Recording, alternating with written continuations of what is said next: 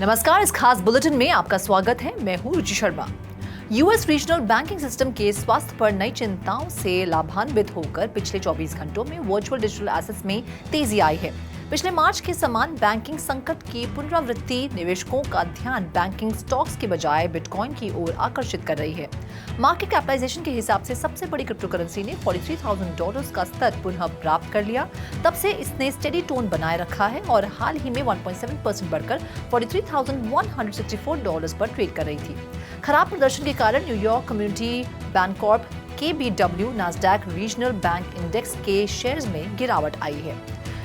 विश्लेषकों को उम्मीद है कि इससे मदद मिलेगी। बिटकॉइन में तेजी आई, लेकिन उन्होंने सतर्क रहने की सलाह दी। सोशल मीडिया एक्स पर सुडोनिमस बिटकॉइन वेल के अनुसार, जिसे जोई 007 कहा जाता है, क्रिप्टो करेंसी तेजी के लिए तैयार है। अन्य बड़े टोकन ऑल्ट कॉइन्स बिटकॉइन के साथ कदम से कदम मिलाकर चलें। दूसरी सबसे बड़ी क्रिप्टो करेंसी इथेरियम $2,300 से ऊपर चली गई। इसने हाल ही में 1.4% जोड़कर $2,314 पर ट्रेड किया। अन्य प्रमुख क्रिप्टो करेंसी जैसे बाइनेंस BNB, सोलाना का SOL, कार्डानो का ADA, अवलांच का AVAX और पोल्काडॉट का डॉट 0.5% से 4% बढ़ा। पिछले 24 घंटों में ग्लोबल क्रिप्टो मार्केट कैप 1.4% बढ़कर $1.65 ट्रिलियन हो गई। दूसरी ओर टोटल क्रिप्टो मार्केट कैप का वॉल्यूम 13.2% गिरकर $52.6 बिलियन हो गया। DeFi में टोटल वॉल्यूम वर्तमान में $5.3 बिलियन है और सभी स्टेबल कॉइन्स का वॉल्यूम $48.6 बिलियन है, जो टोटल क्रिप्टो मार्केट के 24 आवर वॉल्यूम का क्रमश 10.1% और 92.4% का प्रतिनिधित्व करता है। बिटकॉइन का प्रभुत्व वर्तमान में 51.4% है, जो दिन भर में 0.19% की वृद्धि दर्शाता है। टॉप 15 टोकन का बैरोमीटर IC15 इंडेक्स 0.3% बढ़कर 55,351 पर पहुंच गया। इस बीच क्रिप्टो पॉलिसी के लिए सेनेट की सबसे रिलायबल एडवोकेट सिंथिया लूमिस को उम्मीद है कि वॉशिंगटन में चुनावों से राजनीतिक दबाव बढ़ने से पहले 2024 की पहली छमाही में एक स्टेबल कॉइन बिल आगे बढ़ सकता है। प्रेसिडेंट नायब बुकेले की भारी जीत के बाद एल साल्वाडोर अपनी बिटकॉइन महत्वाकांक्षाओं को पुनर्जीवित करने के लिए तैयार है। देश के वाइस प्रेसिडेंट फेलिक्स उलोआ ने टैक्स फ्री बिटकॉइन सिटी बनाने और बिटकॉइन बॉन्ड लॉन्च करने की योजना की घोषणा की है। 2021 में बिटकॉइन की लीगल टेंडर के इंटरनेशनल मॉनेटरी फंड के विरोध के बावजूद उलोआ ने कहा कि बुकेले की इन उद्देश्यों को रद्द करने की कोई योजना नहीं है। एल साल्वाडोर गवर्नमेंट प्रोजेक्ट्स के लिए क्रिप्टो दान करने वाले फॉरेनर्स को सिटीजनशिप प्रदान करता है, जो उन्हें नए बिटकॉइन सिटी में जाने के लिए प्रोत्साहित कर सकता है। देश जियोथर्मल एनर्जी द्वारा संचालित एक बिटकॉइन माइनिंग फैसिलिटी बनाने की भी योजना बना रहा है, जो अप्रैल 2024 में बिटकॉइन हार्विंग करने के बाद संभव हो सकता है। ग्लोबल NFT मार्केट में लगातार तीसरे हफ्ते घटती एक्टिविटी के साथ ट्रेडिंग वॉल्यूम में गिरावट देखी गई है। हालांकि पूर्व अमेरिकी राष्ट्रपति डोनाल्ड ट्रंप के NFT कलेक्शन की पॉपुलैरिटी में वृद्धि हुई। पॉलीगॉन नेटवर्क में जनवरी में बिक्री में 70% की सेल्स का अनुभव किया है। ये काफी हद तक Trump digital trading card series 2 की सफलता के कारण था, जिसमें फ्लोर प्राइस में 25% की वृद्धि देखी गई। ट्रंप ने स्ट्रेटेजिकली बिटकॉइन ऑर्डर्स में अपना NFT कलेक्शन लॉन्च किया, जो कम से कम 100 ट्रंप मगशॉट NFTs प्राप्त करने वाले बायर्स के लिए बोनस की पेशकश करता है। जनवरी 2024 में बिटकॉइन ऑर्डर्स की सेल्स में 35% की गिरावट के बावजूद ट्रंप का NFT कलेक्शन सेल्स को बढ़ावा देने में कामयाब रहा है।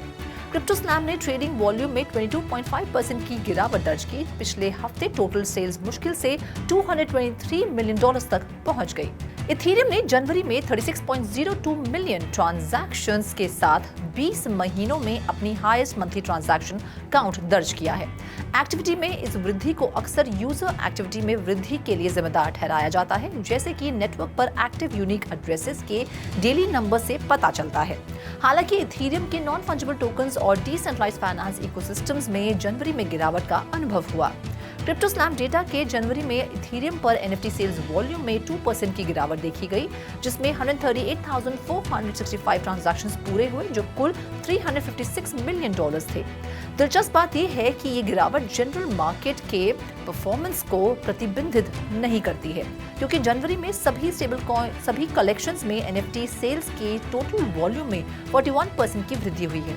अंत में इथेरियम के DeFi सेक्टर ने पिछले महीने अपने टोटल वैल्यू लॉक्ड में 7% की गिरावट का अनुभव किया, जिसका वर्तमान मूल्य $31.85 बिलियन है।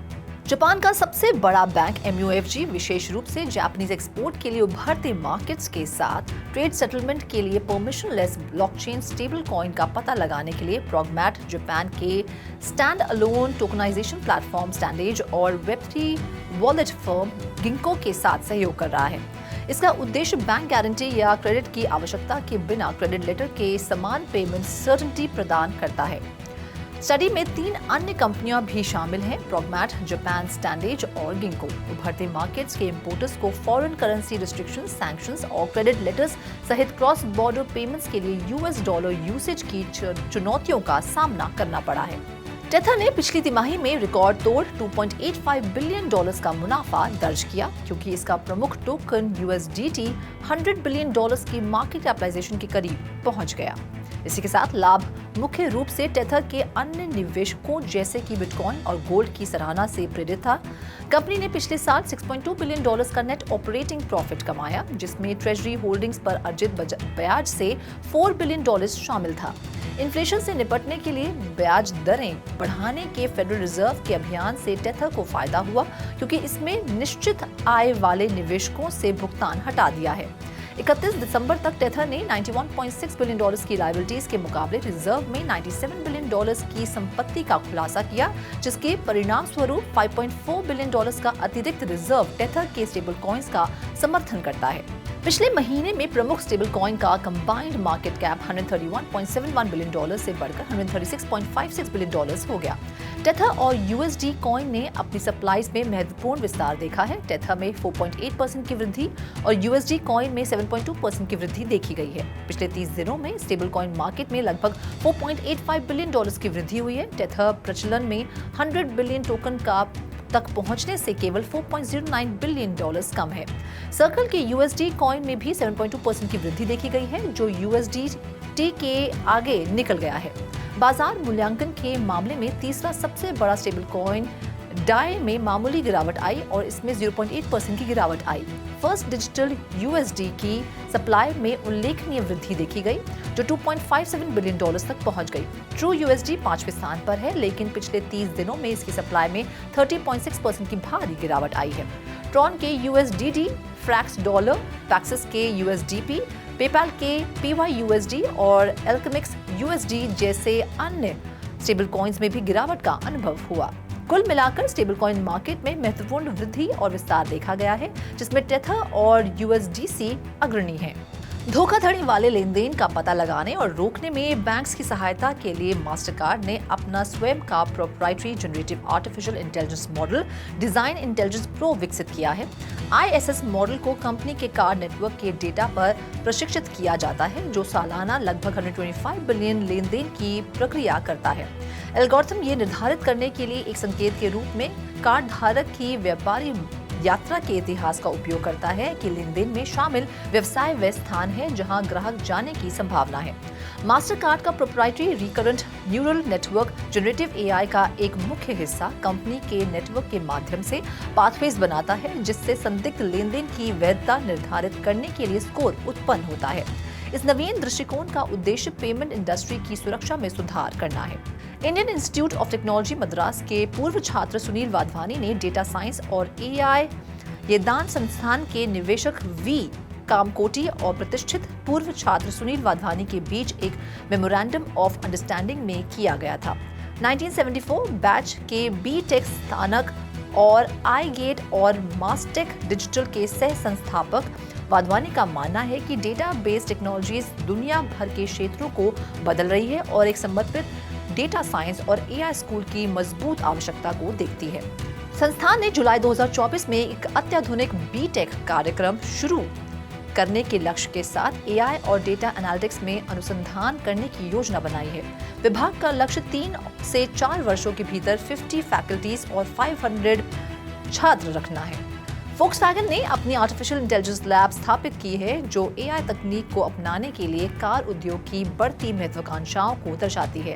लैब ऑटोमेटिव इनोवेशंस के क्षेत्र में प्रूफ ऑफ कॉन्सेप्ट्स तैयार करने के लिए विश्व स्तर पर नेटवर्क कॉम्पिटेंस सेंटर और इंक्यूबेटर के रूप में काम करेगी। Volkswagen ने अपनी लैब के एआई इनोवेशंस को अपने व्हीकल्स में लाने की योजना बनाई है ताकि उन्हें अधिक स्मार्ट बनाया जा सके। कंपनी का लक्ष्य बाहरी डिजिटल इकोसिस्टम को व्हीकल से जोड़ना है जिससे और भी बेहतर प्रोडक्ट एक्सपीरियंस तैयार हो सके। इस खास बुलेटिन में फिलहाल इतना ही। आप देखते रहिए 3.0 टीवी और ज्यादा जानकारी और स्टोरीज के लिए लॉग ऑन करें हमारी वेबसाइट www.3voc.io पर या फिर QR कोड को स्कैन करें।